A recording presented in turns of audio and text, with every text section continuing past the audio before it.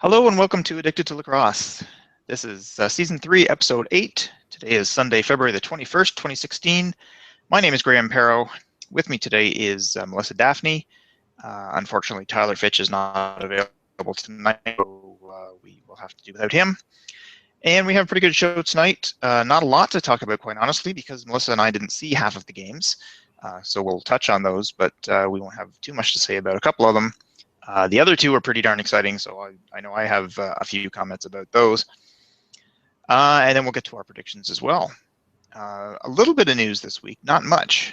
The only news that really came down was that the Stealth announced some coaching changes.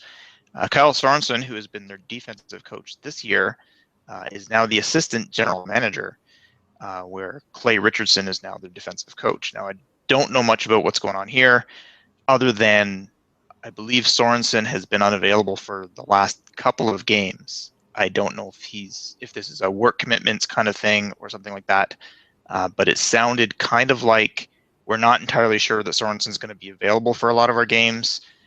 So, and this is just what it sounded like to me. There was no real statement about it, but it sounded like we don't know if Sorensen's going to be around, so we'll get somebody else to be the defensive coach, keep Sorensen in the loop as the assistant GM, and make sure he's still part of the organization and feels like he's contributing and is definitely a part of everything. So, yeah, I don't really know much more about it than that. Melissa, do you have any thoughts on that? Yeah, this is actually the first I've heard about it. It definitely was kind of a surprise.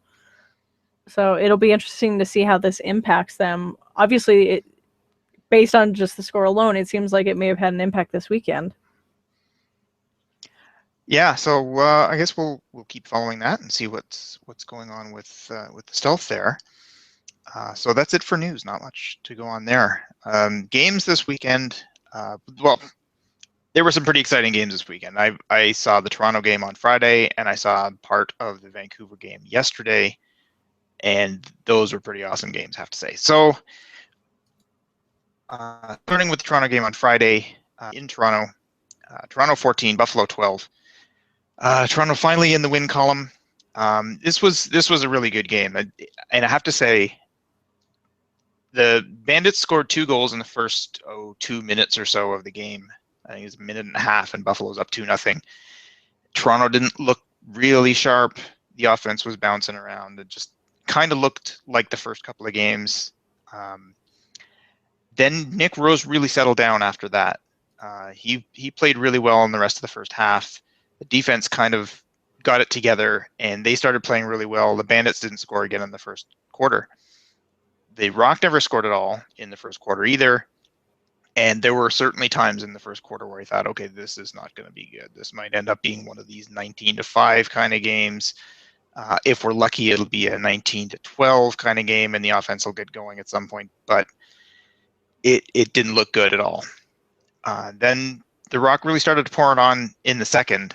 And, I had the games up here. Where did it go? Yeah, there it goes. So they did score 4 straight, took the lead. And then Buffalo scored 4 straight, took the lead back, and then it just bounced back and forth from there. And the game was tied at 6 and 7 and 8 and 9 and 10 and 11. And Dane Smith was everywhere, as per usual. Dan Lintner scored a couple of goals for the Rock. That was nice to see. Casey Byrne scored, Colin Doyle, Rob Hellier, LeBlanc. Yeah, the scoring for the Rock was all over the place. The scoring for the Bandits was mainly Benesh and Smith, which is not surprising. But it was certainly nice to see the Rock offense get going, particularly against a very fast Buffalo defense.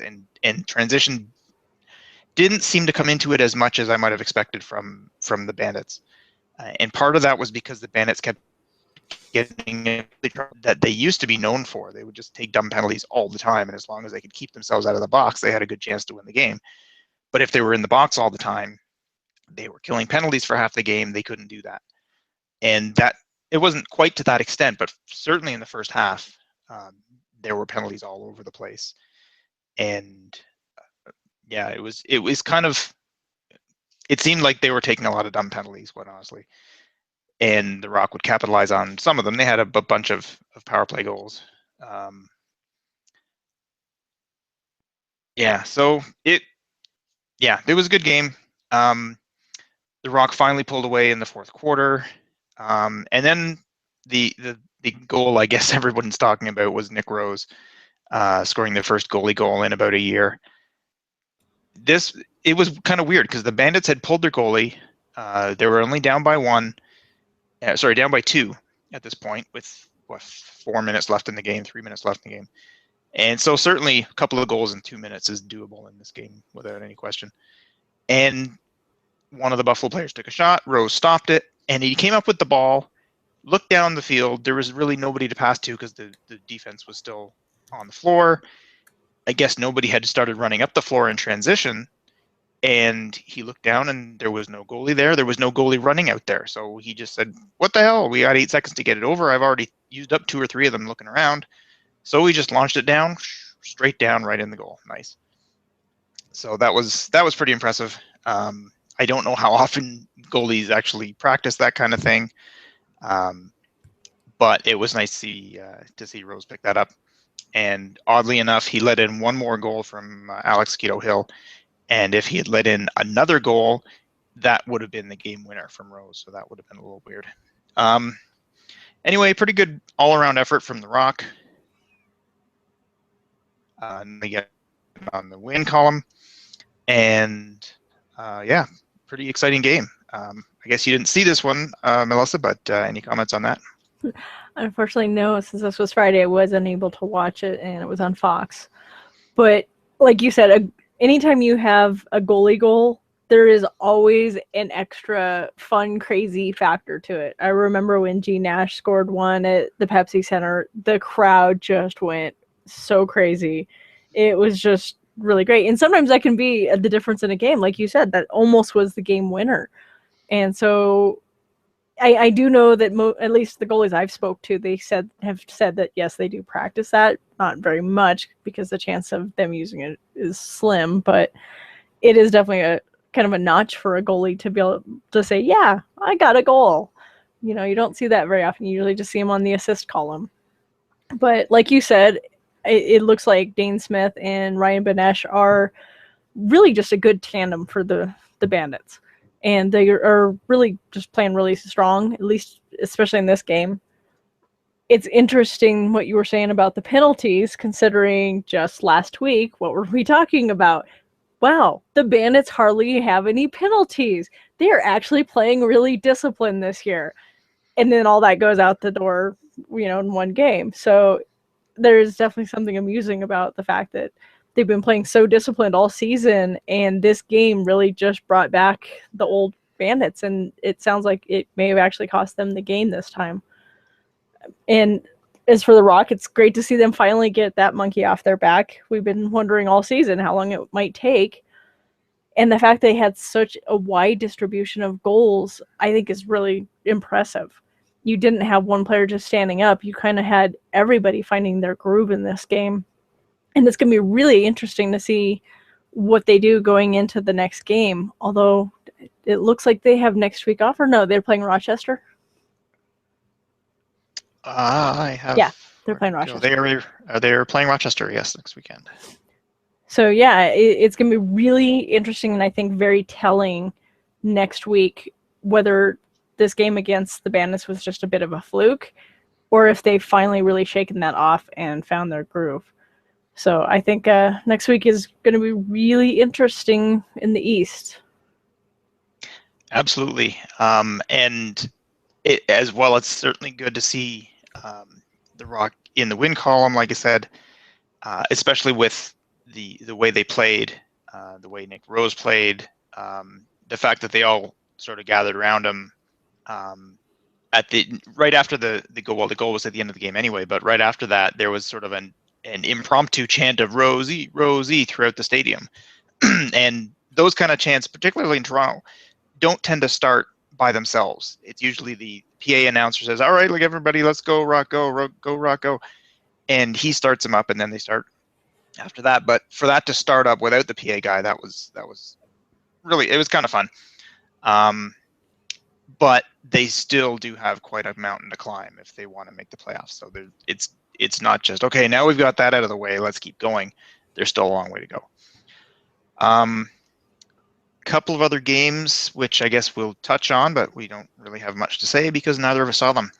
Saskatchewan 11, Rochester 8. I was kind of watching this on Twitter, sort of in between periods while I was at the Rock game. And I looked up at one point, it was 4-1 Saskatchewan, and then 8-1 Saskatchewan. I thought, okay, well, this one, I mean, it's the NLL, so you can almost never say, well, this one's over. But it certainly looked like the Rush were off to, possibly a blowout. And then as I kept watching, Rochester's score kept going up and Saskatchewan's didn't. And before long, it was by middle of the fourth quarter, close to the end of the fourth quarter, it was 10-8 for Saskatchewan. And as we just said a couple minutes ago, 2 goals in 4 minutes is not a big deal in this league. So I didn't get to see the end of it, but Saskatchewan did manage to hold on for an 11-8 win. A game that, from the looks of things, should have been more of a blowout, given how Saskatchewan started. But kudos to the Rochester defense for holding on to that, and Rochester offense, I guess, for just chipping away until they got close enough, but they never quite made it back. But being down a bunch of goals and coming back is a theme for this weekend, and we'll get to that in the Vancouver game in a few minutes. The other game was Georgia and Buffalo, and this one was back and forth for a while until it looks like Buffalo took the lead and kept it for most of the second quarter, and then bounced back and forth again until Georgia took the lead. They scored 5 goals in about 3 minutes and managed to hold on to beat the Bandits 19-15, which is almost as high scoring as their previous game a couple of weeks ago. Though that one was more of a Bandits blowout. This one wasn't exactly a blowout, but was certainly Georgia getting some revenge. So let's take a look at the standings in the East. We have the Black Wolves at 4-2. The Swarm and the Bandits are now tied at 4-4. Knighthawks are, I guess, tied with them at 3-3 because they're all 500. And the Rock is out of the winless column at 1-6. And may as well go through the West as well. Mammoth at 6-2 are not way ahead, but quite a ways ahead from the Rush at 4-2. The Stealth are now ahead of the Roughnecks at 3-4, and the Roughnecks are at 3-5. So obviously though either, but any comments on the other two, Melissa? Yeah, actually I do have a few. It's very interesting going back to the Rush and Nighthawks game that technically the game winner was actually scored in the first half. So for the Rush to pretty much fall off the entire second half, for them to have their game winner in the first really shows, I think, how much they fell off in that second half and how much Rochester, I think, really had it kind of in their palm to potentially come back. Something definitely wasn't clicking. Or maybe it was just that first quarter, the Rush were just so aggressive, and then they took their foot off the gas and didn't take the rest of the game seriously, and it just started creeping away from them. I would really be curious to see what happened in this game. Where they fell off, or where did Rochester just really turn it on? Because it's so one-sided in that first quarter, and to have the game winner in that second quarter, even though the score, was still expanded on, it really makes me wonder on that one. But going over to the Georgia game and Buffalo, it is very interesting, again, how we've had some seasons where most of the games might be single digits or, maybe about 12 or 13. And then this season, we seem to be having a lot of really, really, really, really high scoring games. I mean, I remember when I was first getting into lacrosse, I don't remember it being very uncommon to have scores like what we're seeing with the 1915. I remember some really big scoring games, and that's part of what made it so much fun, was because you were constantly cheering for something, essentially. And so for us to have seen more seasons recently that the scoring was a lot lower, and now we're starting to see some of those big scores. Is really interesting to me, and makes me wonder if it's due to some of the changes that they made in this off season, or if it just happens to be that, you know, Buffalo's defense was just tired from playing the night before, and Georgia was just lighten them up a little bit, you know, with a fresh young team. This is definitely, I think, the Swarm team we were expecting to see last year from the way they started. It's very different from last season. So I think they're going to be some strong contenders. It's going to be an interesting season the rest of the year. So it's like we were also discussing with Dane Smith, you know, again, he had 4 goals and 7 assists for 11 points on the night. So you can't argue that he was playing hard. And of course, we had Benesh with 2 goals and 2 assists. So there they are again. You got this tandem that's just really anchoring that team. Whereas you used to have Tavares and Steinhaus, it looks like it's going to kind of be Smith and Benesh for a little while. So yeah, I think our next few weeks are going to be pretty exciting. Yeah, just looking over the score numbers, I think traditionally they say the average number of goals in an NL game is about 25, and we've seen 6 games in the last 4 weeks, including 4 in the last 2 weeks, with scores above 30. And there's been a 30. Well, Georgia and Buffalo were 34, and last week they were 35. Georgia and Toronto were 37 a couple of weeks ago. So there's been some pretty high scoring games. So. And interestingly enough, 3 of those involved Georgia. So they certainly got their offense going, and looks like their defense is having some problems, which is why they're ending up with such high-scoring games. Yeah, it kind of makes me think of the way the Arizona Sting used to be described. Like any of the coaches who would talk about them would say, well, they're a young team, they like to run. And even without seeing what the Swarm are really playing like this season, because unfortunately most of those games haven't been where I can watch them, what I'm seeing from the score sheet just makes me think that they're kind of a young run and gun type team, and maybe that's part of maybe they're making a lot of their goals on transition. Yeah, it almost sounds like they're so excited to get down to the other end and start scoring goals, and they're worried less about the defensive end of things. But I guess they figure if we can score 18 goals a game, it doesn't matter too much if we give up 15, because we'll end up winning most of them.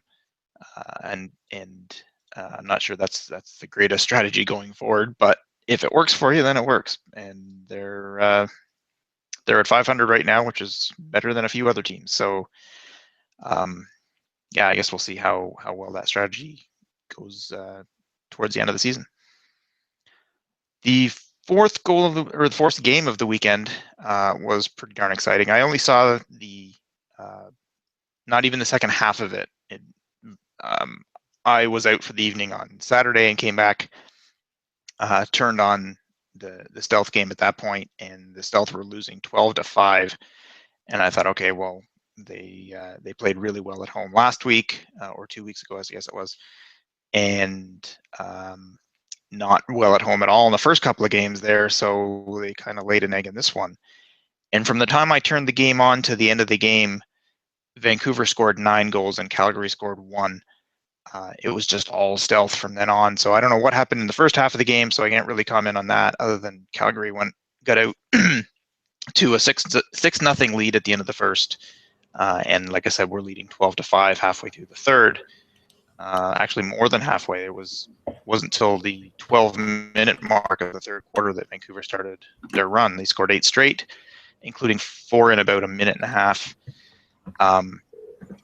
Yeah, it was really exciting game actually to watch at that point, because Vancouver's like, hey, we might still be in this. We're only down by 5. We're only down by 4 now. And then by the time they got to within 1 or 2, you can almost see, okay, these guys really believe they can do this. And it was a full team effort. T. Rich was playing really well. I thought he had been pulled into this game at that point. I guess by the time they were down 12-5, they had pulled Penny. I don't know exactly when that happened. But Richards was playing really well. The Vancouver defense was playing really well. Calgary just couldn't really get anything going at that point. There's a lot of posts. Well, both teams actually hit an awful lot of posts.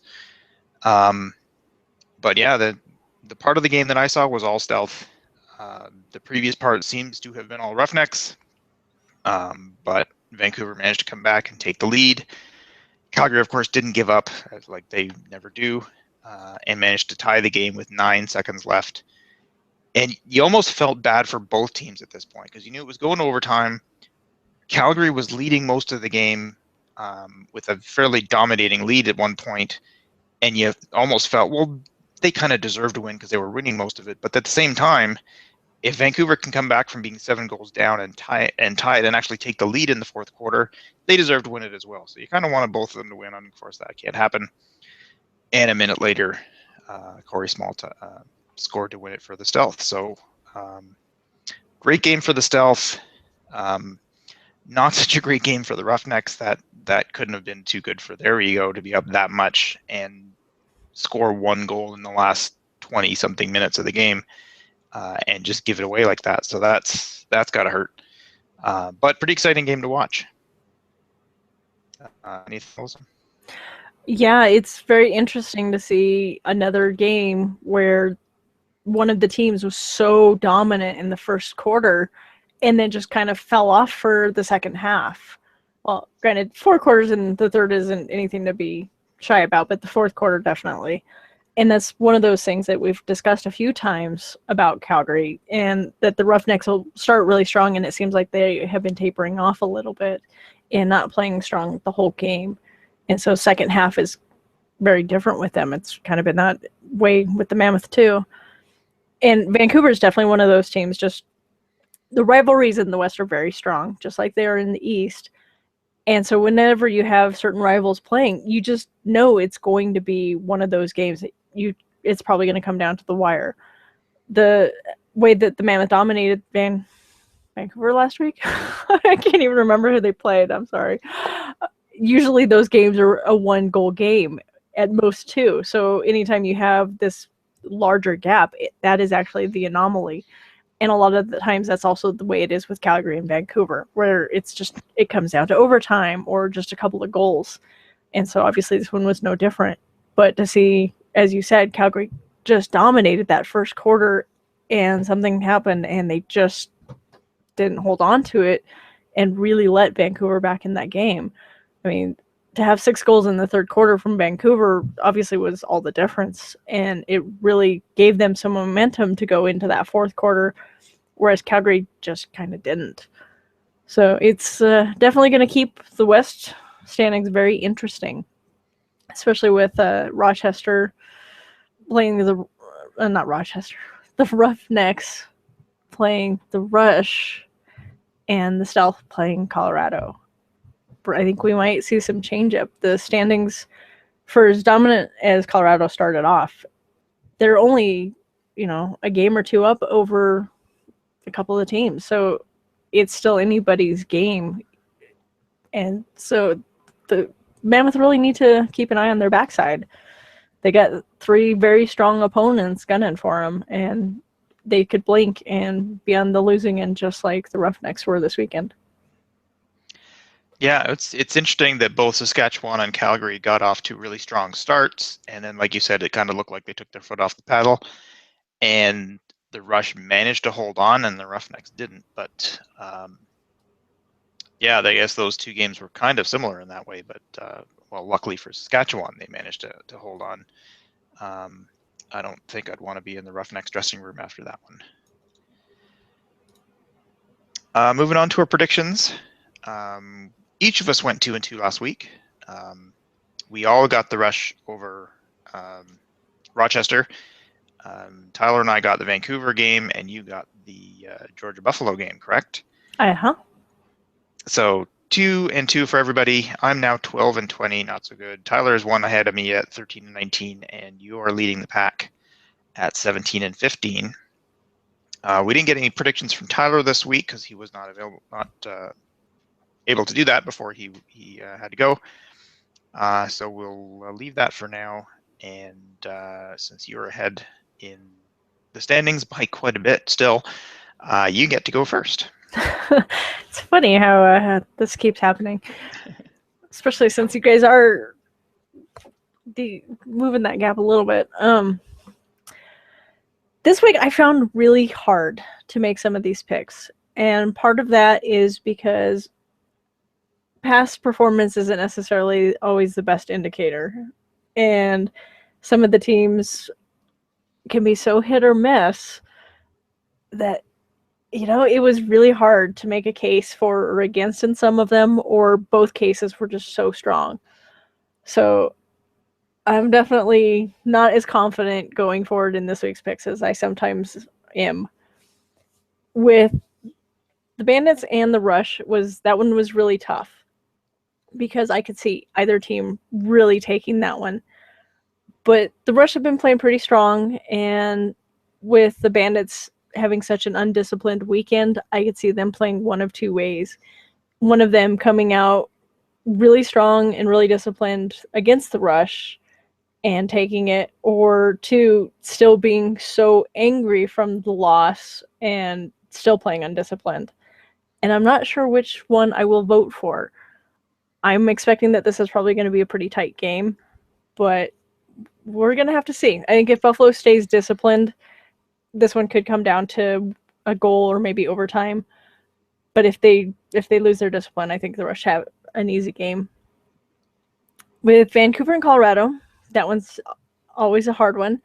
But as I've said on previous shows, Vancouver loves to come and win in Denver.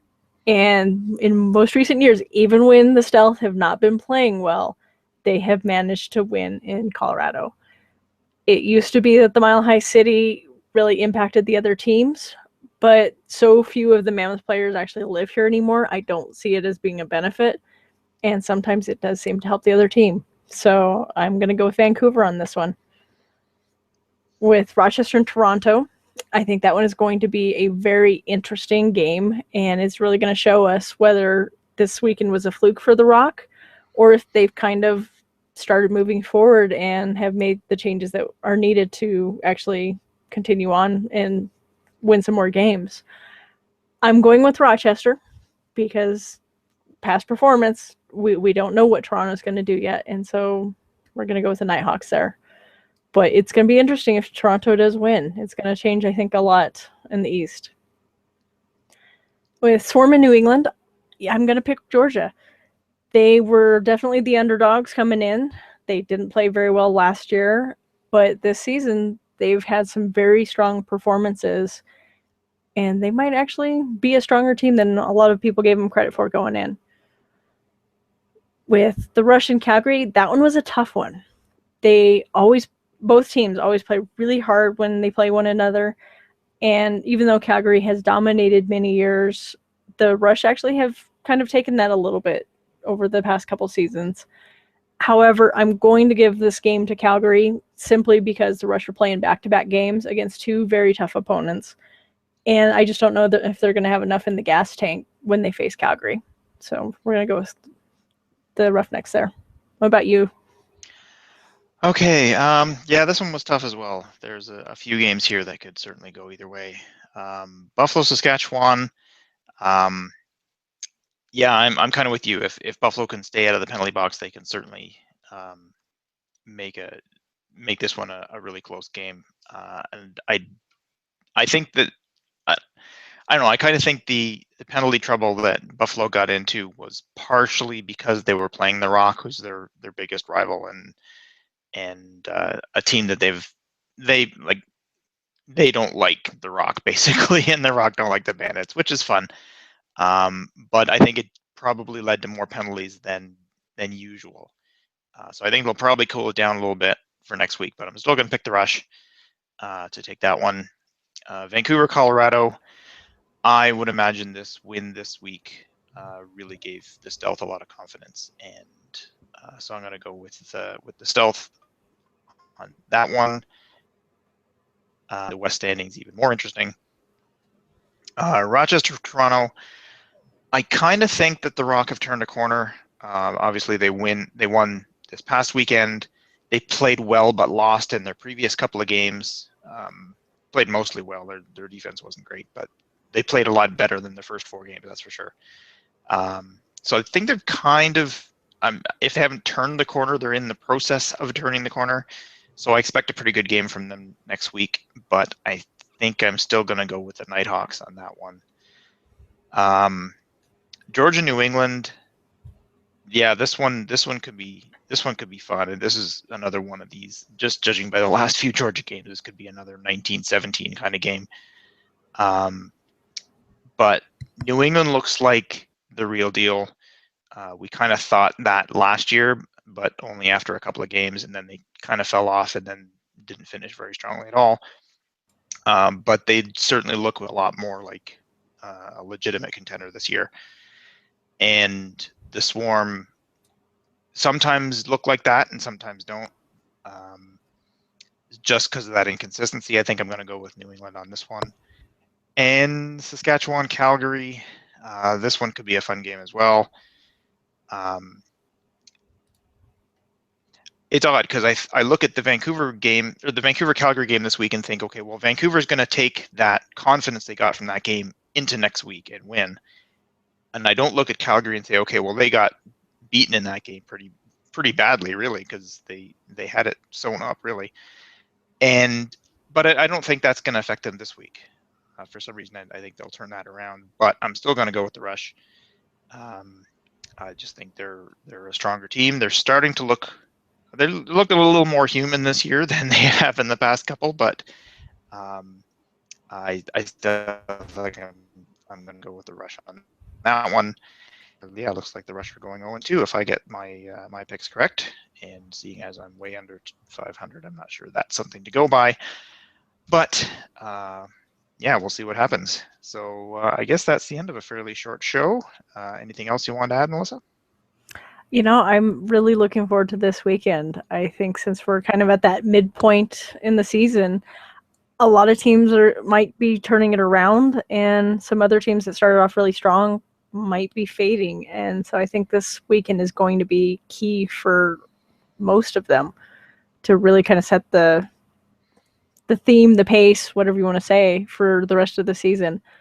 So I'm really excited. I hope more of these games are going to be available on ESPN, though.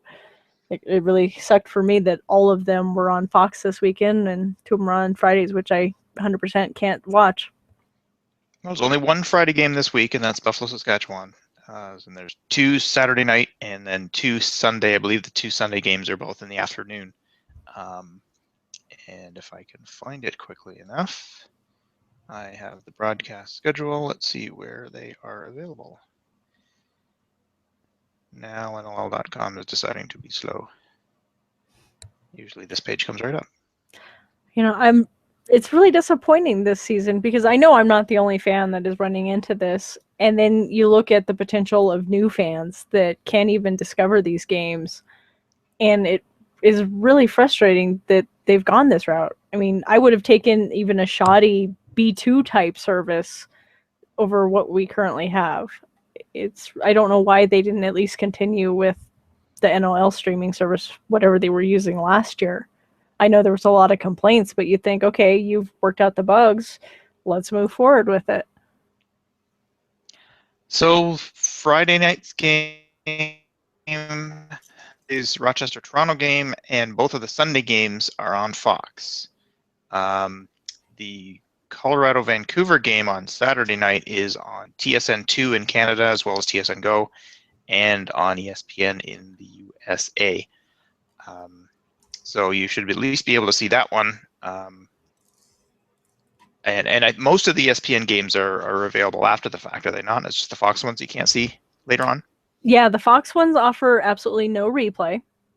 The ESPN ones do, but sometimes that depends on the feed.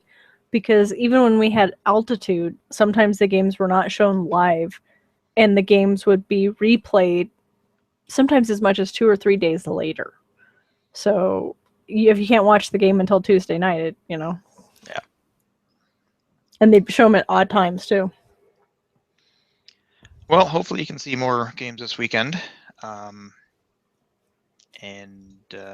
Yeah, so hopefully we'll have Tyler back next week as well. and we might even have some video of Melissa, so that would be great as well. That is the goal. The new computer I bought actually has issues and is being sent back. Oh, no.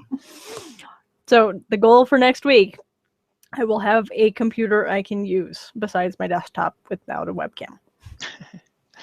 All right, well, we're looking forward to seeing that. I guess that'll do it. So this has been another episode of Addicted to Lacrosse. For Melissa and the absent Tyler, I'm Graham. Thanks for listening, and we'll see you next week.